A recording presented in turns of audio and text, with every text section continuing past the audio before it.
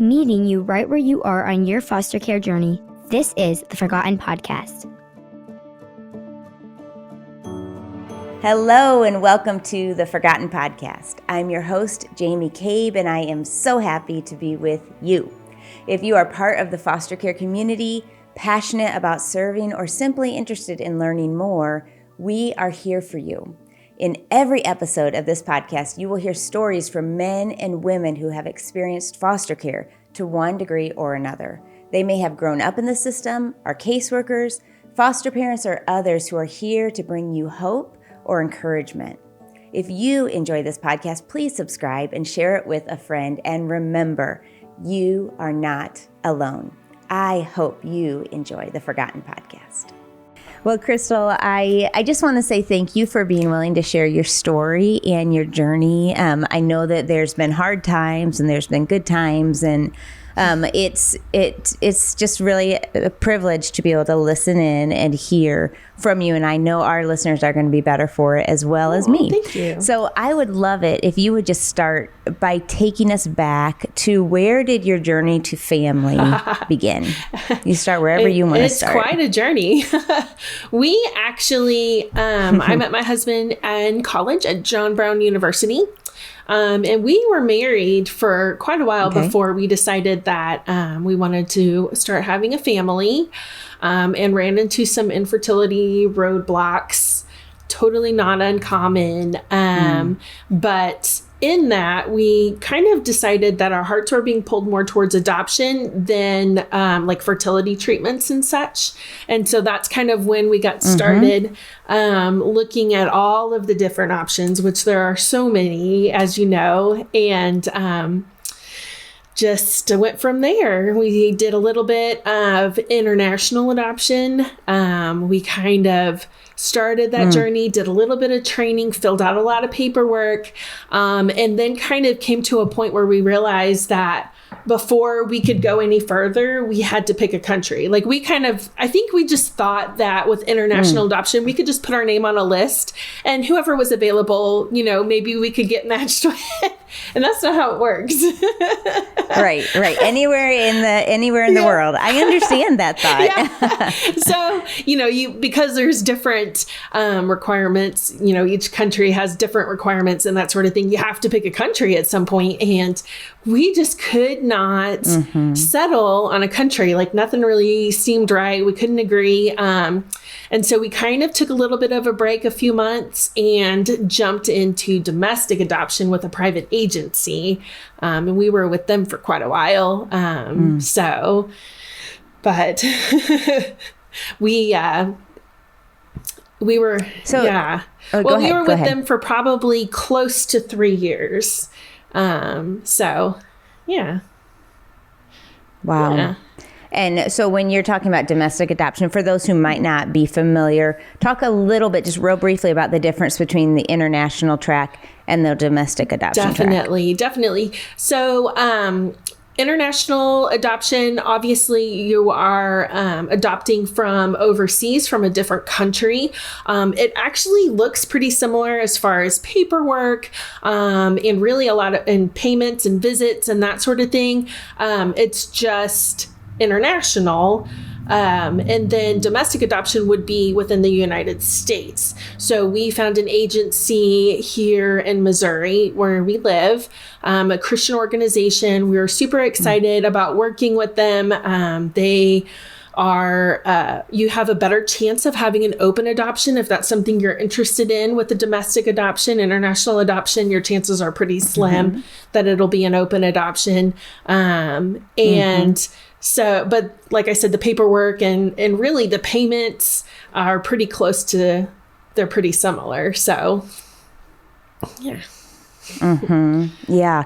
And correct me if I'm wrong, but I know years ago, at least when we were exploring this, in domestic adoption, generally the birth family, the birth mom will choose you. That is whereas in international, it's more about you choosing the child. Is that accurate still? It's pretty accurate. Yes. I think there are some with international adoption. It's really very interesting. And I'm super grateful that we kind of journeyed that road a little bit just so we could understand it better. A lot of times international adoption, other countries want to keep their kids in country as much as possible. So if they are looking outside of their country, there's usually a reason. That's where you see, like the cleft palates and the maybe some birth defects. Sometimes the parents, sometimes there's some medical needs that the child has. And that's kind of why they're looking in different places. So. Got it. Yeah. Okay. So talk a little bit about, you said you kind of realized after trying to have kids, you realized you weren't biologically able to, or at least you were struggling with infertility. How was that going from this infertility journey into a journey of trying to adopt, and then trying to even consider adoption from the States first, international, then, and it was all like this whole waiting, and things weren't really coming together for you, right? Like, how were you in it emotionally? How was that for you and your heart? You are right. It is a lot of waiting. Even like when you're looking at infertility, they don't even do a lot of testing until you've been trying for a year. So we had kind of gone through all of that. Wow. And did just very little testing. I think that for me personally, there was a little bit of shame in the fact that I could not, provide a family myself for us, and some disappointment, definitely, and some a lot of discouragement. And so when we agreed, we pretty much agreed at the beginning that we were excited about adoption. So moving from having our own children to adoption wasn't a huge jump for me personally. I was excited. I didn't really care how God gave me a family. I just wanted a family. And I was excited to see who he was going to give me, like all of a sudden, this is completely out of my hands. This child is not going to have any of my DNA. So I'm just thinking, oh, this is so exciting. Like, who am I going to get? And be it somebody from another country, or somebody from this country, or somebody from this state, I didn't care. I was just super excited about that. And there again, in adoption, there's a lot of waiting. And because we were with our agency for, like I said, close to about 3 years. And during that time, you kind of go back and forth from, I know I'm firm in that this is where God wants me to be. And then some days you're like, did I mishear him? Is this not really where I'm supposed to be? Yeah. Why is this taking so long?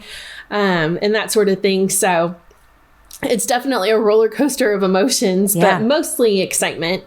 So. Yeah. Can you speak a little bit more, Kristal? You mentioned when you realized you were having some infertility struggle that you felt the shame. Can you speak a little bit more to why you think that was the emotion that you feel, and probably a lot of people feel? Definitely. I think shame is a pretty common feeling for at least, well, probably for men and women that are looking at infertility. I think it's just a huge, that's what you're expected to be able to do. You're expected to grow up and then, provide kids for your husband or your wife, and that sort of thing. I grew up in a Christian home. And so I was very familiar with the Bible, and there are, of course, in the Old Testament, a lot of verses about, not being able to have children being a curse. And I really had to wrestle with that and come to terms with what that really meant for me. Like, did that mean I was cursed? Did that mean that I did something wrong? Did that, and that sort of thing. So I really had to wrestle with that. There's a lot of, we don't talk about infertility very much, similar to how we don't really talk a lot about adoption or foster care. So I had to wrestle with that myself, just me. But I think, I just kind of came to terms with, my road is different. My road is not going to be similar to my coworkers or my friends or my families. My road is different, and that's something to be proud of and not ashamed of. As long as I'm following God, I will end up where I'm supposed to be, you know? Yeah, that's beautiful. And different is not bad. Different is just different. Definitely. Yes. Well, talk to us more about, just as I asked you, kind of the emotion, the heart of that shame. What were the emotions that you were going through in the waiting? It's a great question. There was, I think most people would get impatient at times. You know, when you're looking around and you're seeing, you know, all of these other people seem to be having families so easy, or, you know, even the people, which we knew a couple of people at the time that were adopting, and it just seemed to come so easy for them. And it was not easy for us at all. Definitely questioning. I did a lot of questioning whether I was doing what we were supposed to do, even though I knew, you know, sometimes, you know, deep down, this is where I'm supposed to be and this is right. You still kind of on the surface, you're like, what if, you know? So totally. Yeah. And it's discouraging to have to wait. And then you wonder, like, is this just not going to happen? You know, are we not going to be able to have a family? Is our family, instead of permanent, is it maybe temporary? We just didn't know. Yeah. Wow. That's a lot. When you think about some of the things that you learned through that waiting journey, what are some of those things that come to mind? I think that during that time was when I fully was able to surrender my dreams. And also I felt like I was able, you know, when I surrendered my dreams, I was able to say, okay, God, whatever you want, I will do it. I just want to be a useful tool in your belt. You know, like I just want to be, I want to do what you have created me to do. And that's hard, to completely give up everything you ever wanted. But once you do, you find yourself just, okay, today, what do you want me to do? Okay, today, use me today.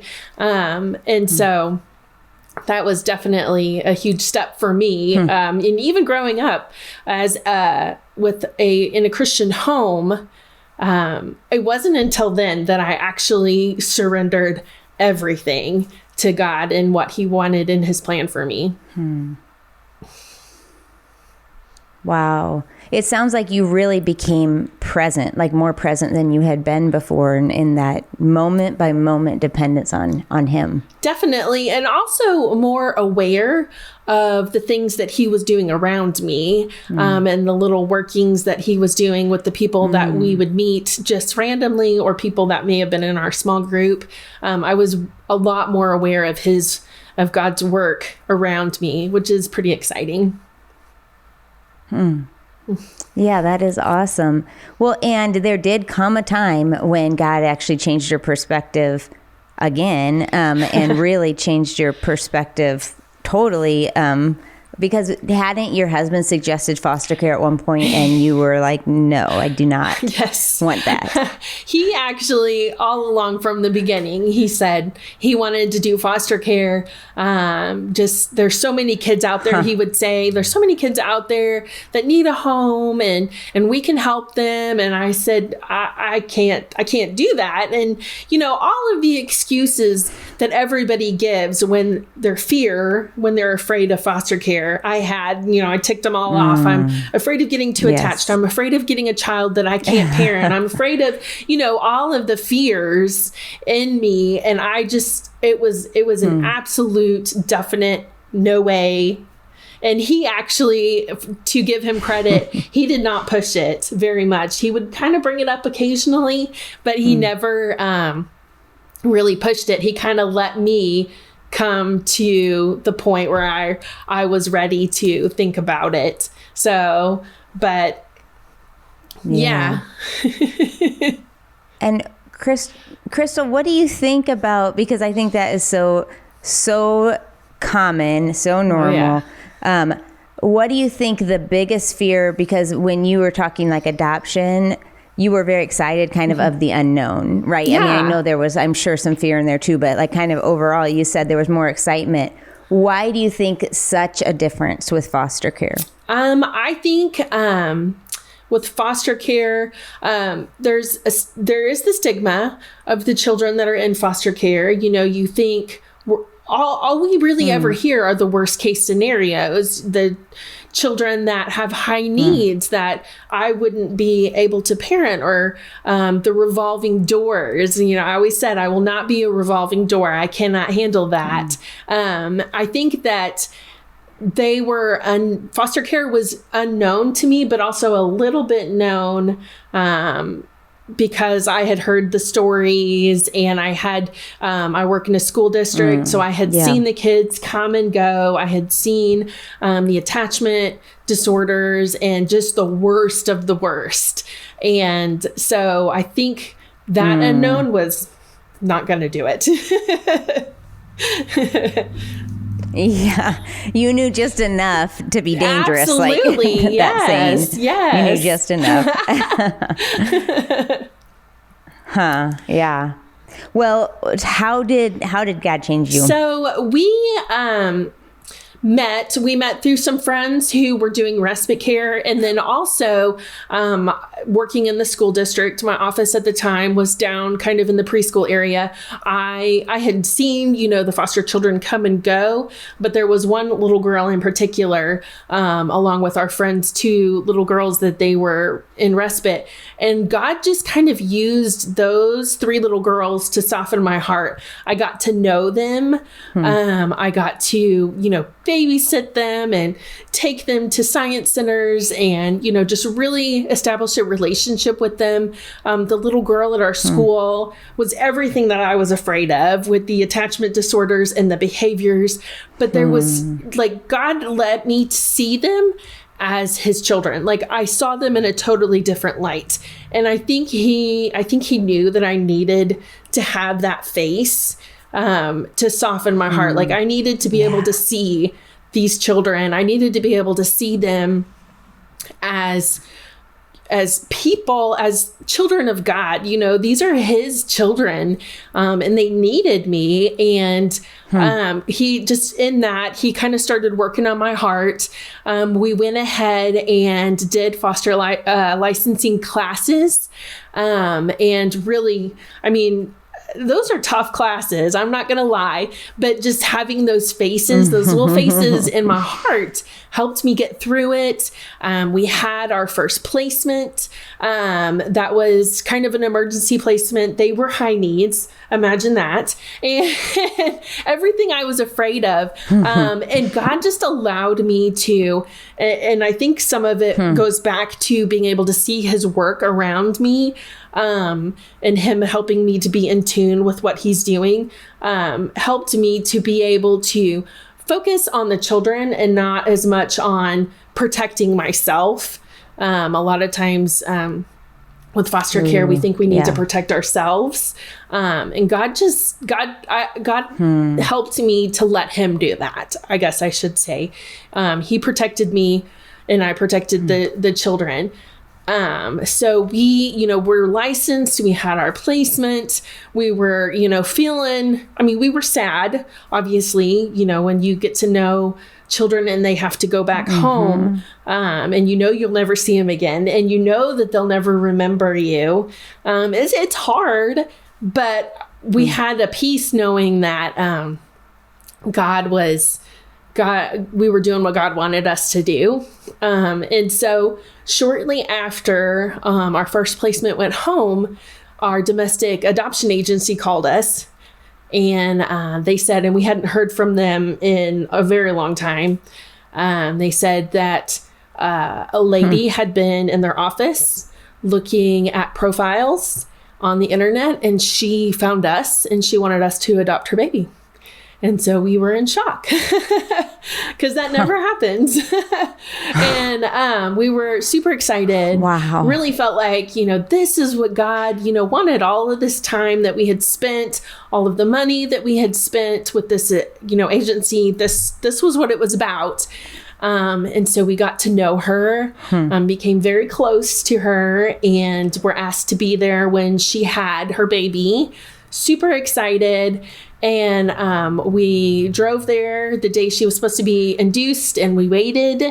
And then we're told a couple of days later that she had decided to keep him.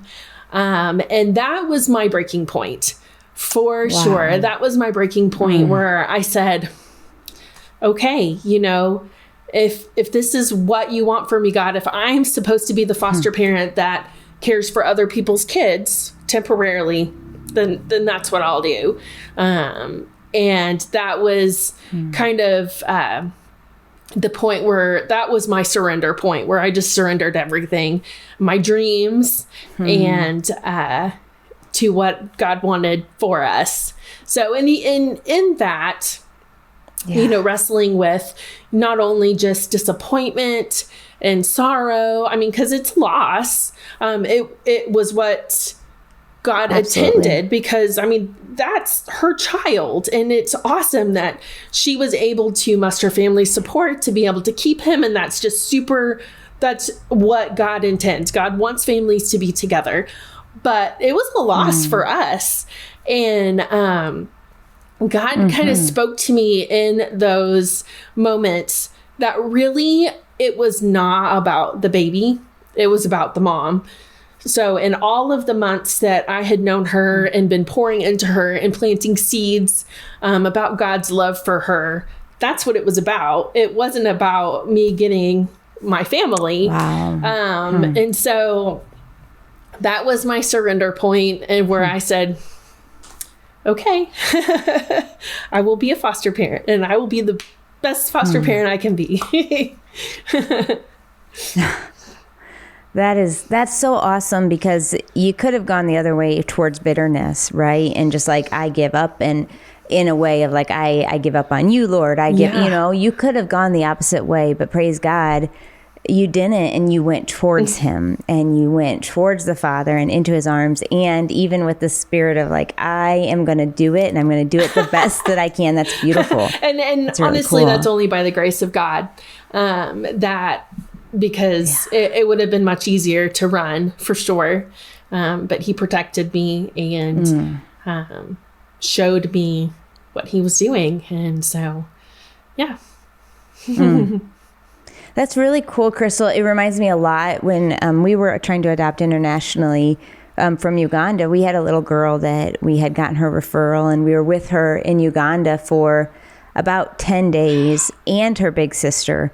We found out when we got there that she had a family, which we were not aware of before. And it kind of brought this whole turmoil, and ultimately realized the dad did want to give this child in adoption.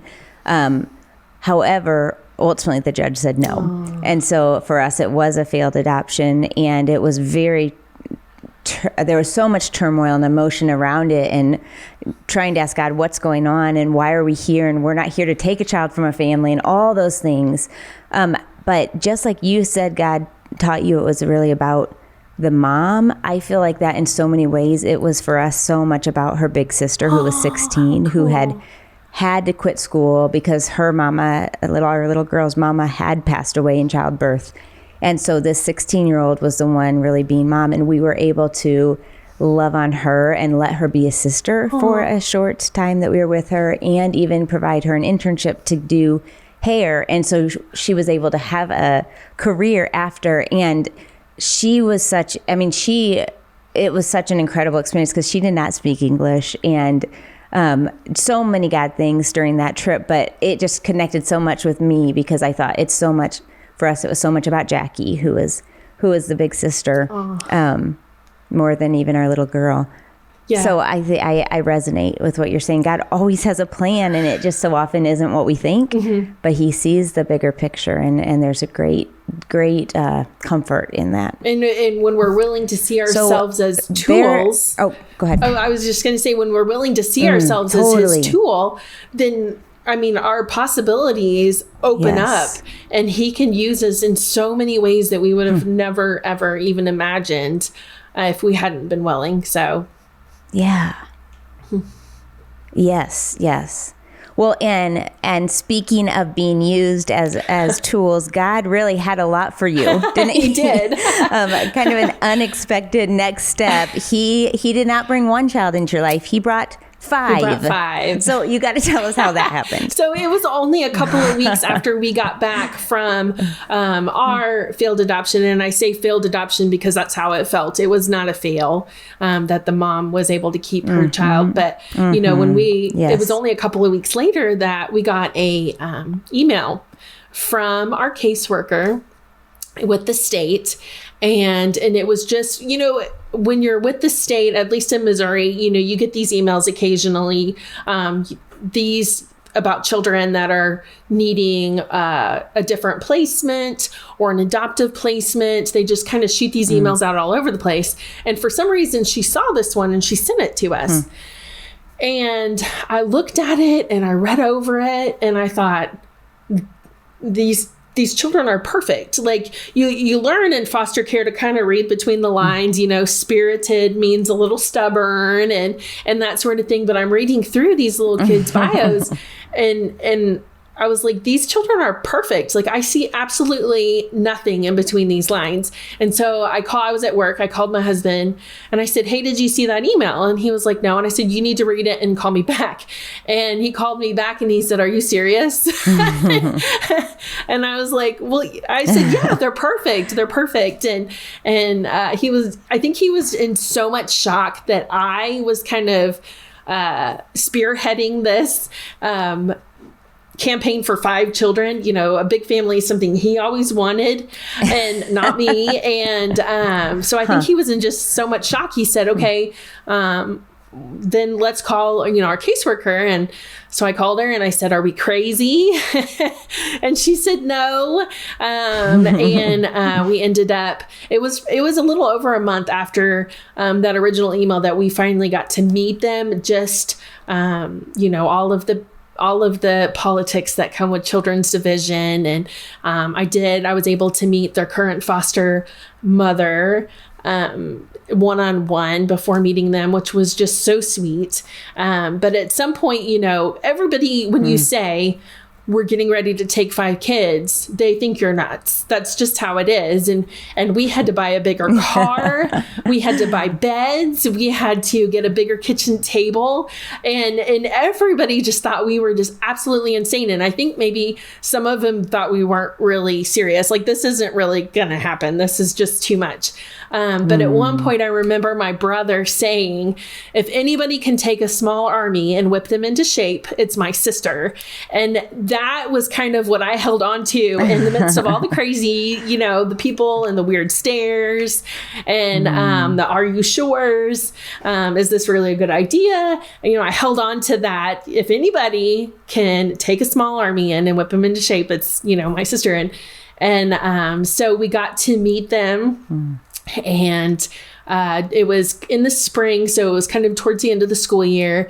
We met them, really connected well, especially with their current foster family. Their current foster family really was struggling with letting them go. And there were several times that I really thought that they weren't going to be able to.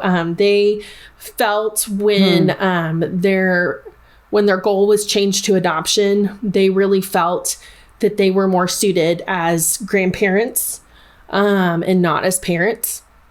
For them, they really felt like God was telling them that there was somebody out there for these kids. And so that took a lot of faith on their part, and something that I really admire them. Yeah. They are still grandparents to my kids, and they treat them just like they do all of their other grandkids. And it's just amazing. Like, God is so good.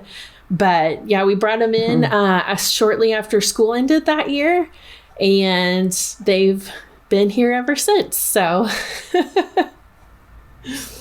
wow. So how old were they when they first came? So the littlest one was about 22 months, just under 2 years old. And then we had a 3-year-old, and then 5, 6, and 7. So. Okay. Wow. And then how old are they now? How long has it been? So it has been, they moved in with us in 2016. So now we have 13, 12, 11, and then 9 and 7. So they've been here about 5 years. Okay. Wow. That is crazy. So you got to tell us how. I know that life changed in every way. Like, you went from not having children to having 5 children. Let's talk about some of the practical ways life changed. It changed a lot. I said, like I said, we had to outfit our house for 7 people. We had to get a bigger car. Yeah. Our cars were not going to fit 7 people. We had to get a bigger kitchen table. We had to, enroll in summer school and things like after school care and that sort of thing, preschool. And just, it changed a lot, but we're pretty blessed with the children that we have. I feel very fortunate. They're good kids. And we're kind of all felt like we were in the same boat. So they were learning how to be in a family while we were trying to learn how to be parents.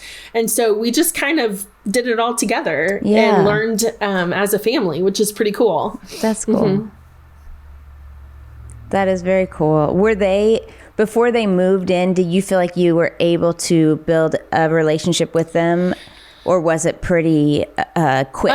So it was pretty quick. We only had them for 2 weekends before they moved in. Okay. But they had at least the older kids knew what was happening. They knew that there was going to be somebody that was going to adopt them. And I really believe that they had kind of been looking like, are you going to be that person? Are you going to be that person? And so when we came into their lives, they recognized that like, maybe this is going to be my new mom and dad. But they just totally embraced us, and so it really kind of came together much faster than I expected. That's for sure. Yeah. Wow. That's beautiful. I love that. I love the whole idea of you guys just kind of walking together and learning together and growing together. That's pretty cool, because it was the first time for them and the first time for you. Yes. And their former foster home was very stable, godly family. So honestly, they parent very similar to the way we parent. And so we were able to kind of tap into some of that and get a lot of help from them.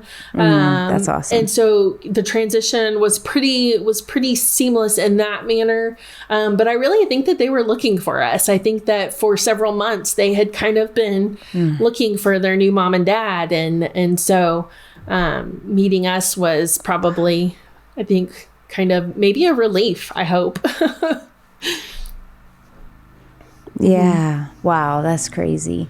How emotionally, I know I've asked you about the emotions a couple times throughout this, but I think that's just so real. It's what we feel, and it impacts so much. And I'm just curious, like going from, I know you were so ready to have a family, but it is still a huge change to go from being a couple to having a couple kids, obviously coming through foster care, but then having a large family, going from essentially being a couple to having a large family. How did that impact you emotionally? That has impacted me quite a bit. And I think maybe why I'm so passionate about foster care and foster parents now. I felt the weight of God giving me these children so heavy. I felt I didn't want to let him down, and I didn't want to let them down. And I still, struggle a lot with worry and anxiety about parenting. These kids, they were given to me. They were a gift. This is, it wasn't by anything I did. And so I don't want to mess this up. So I have felt mostly, I would say my biggest emotions have been anxiety and just worry about being the parent that they deserve, being the mom that they need and that they deserve, and raising them to love Jesus and to be respectful and responsible. And so definitely that's been a huge emotion, and something that I still struggle with quite a bit is trying to be a good mom. Mm-hmm. Yeah, absolutely. I think that's a very, very normal feeling. What about spiritually? And I'm sure that the anxiety and the fear and the concern, all of that has an impact on us spiritually as well. How has this bringing all these kids in and just the way your life changed impacted you spiritually? I have definitely grown a lot closer to God and clung to his word more than ever before. I see how when I'm walking closer to God, my anxiety isn't, it's easier to trust somebody that you have a close relationship with, right? So when I'm walking closely with God and spending daily time with him and praying and listening, because when you have 5 kids in a small house, it's really hard to listen to God. But when I'm doing that, then it's easier for me to be able to take all of the weight of being a parent and the worry about messing something up or doing something wrong. It's easier for me to take that and say, these are your kids, God, and you gave them to me. So obviously you think I can do this. Yeah. Help me do it. In the seasons where I am choosing to spend my time in other areas, whether they be good areas like, catching up on some sleep, or, spending morning time with the kids when I kind of am falling away and not spending that time with God. That's when I have a much harder time with anxiety and worry. Yeah. Oh, yeah. I connect with that. I relate to that. Do you feel like this has impacted your marriage? And if so, how? I do. My husband Jared and I, we've always been best friends. I think that this has helped us. I'm not the best communicator, I guess I should say. And so it's helped us to communicate much better. You have to communicate when you've got kids coming at you in all directions. Yeah. And also just relying on each other and being more aware of, okay, this person needs a break, or this person, so I think it's definitely brought us closer. Yeah. And also, I've noticed one thing that I've learned is, it's kind of like the triangle, when you're here and God's here, when you guys are moving closer to God, then you're moving closer to each other. And so, so as, I'm clinging to God and he's clinging to God, then we're just naturally coming closer together. So. Yeah. Yeah. That's very cool. Well, Kristal, did you ever expect your life to look like what it does today? Not at all. Not at all. But I'm proud. I'm proud of it. I love, I would not do anything different, even with all the heartache before. And the time that we had to wait, I wouldn't change a thing. When you're a foster parent or an adoptive parent, you hear a lot of, well, those kids, they're so lucky to have you. Like you're a saint, or you're such a good person. They're just so lucky to have you. And that's just not true. I'm lucky. I'm the lucky one for sure. That's awesome. And what would you say as we close out, because you mentioned just there how you wouldn't change a thing, even in all the waiting, even like, will you bring some encouragement to those people who are in a season of waiting? Because it's hard. It's just, waiting has its own challenges that a season of hardship with kids or a season of hardship in some other way, it's different because, and people who maybe haven't gone through the waiting don't always understand. But you've been through a lot of waiting in your life. So what encouragement would you bring to those who are just walking through this season of waiting and maybe they feel like they don't really have anyone who gets it? I would definitely say you're not alone. It's something that I try to talk about a lot just because I want people to know that they're not alone. And also just taking the time to really grow your relationship with God, because as you're getting closer to God, then you see his work around you. So then the waiting doesn't really feel like it's wasted when you see God working around you and when you're willing to be that tool for God to use. It's kind of like keeping yourself busy while you're waiting. And then the time goes by faster and you look back and you say, oh my goodness, it's been 3 years. And also, there's something to be said about community. As we took in foster kids, one of the things that I realized pretty quickly was having a community of like-minded people was so important, because we take these kids places and they don't act like other kids always. And other parents just don't understand. But when you have, a community of people who are also struggling with infertility or who did struggle with infertility, or a community of foster parents or adoptive parents, like they get it in a way that nobody else can. And that is super encouraging, and to have a place that you can go and relax and not worry about, what other people think about you or your children or your family, is such a sweet, it's just something that everybody needs, and it's very sweet. So, Yeah, I encourage our listeners to really, if you aren't in a place where you have a community, to really ask God to provide those people.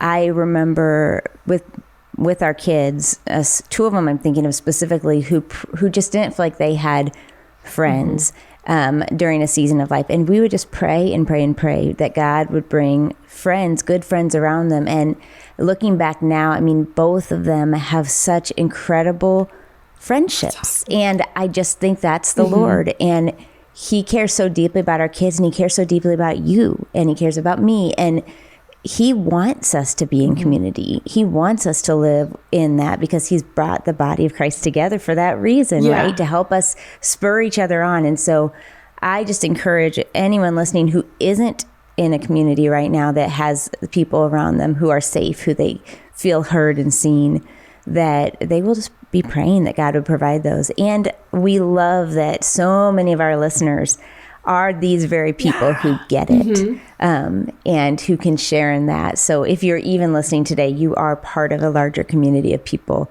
who get it right here. Yeah, and somebody might be looking for you, so get out there. Well, yeah. Oh, I like that. I love that, Kristal, because that just with your kids truly were looking for you.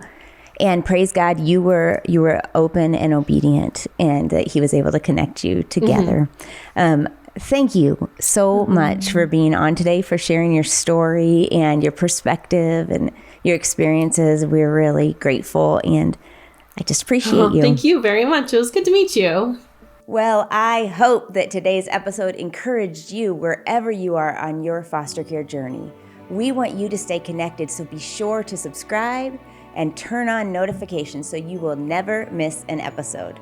Also, we have great content at theforgotteninitiative.org. Thank you for watching. I cannot wait to be with you next time.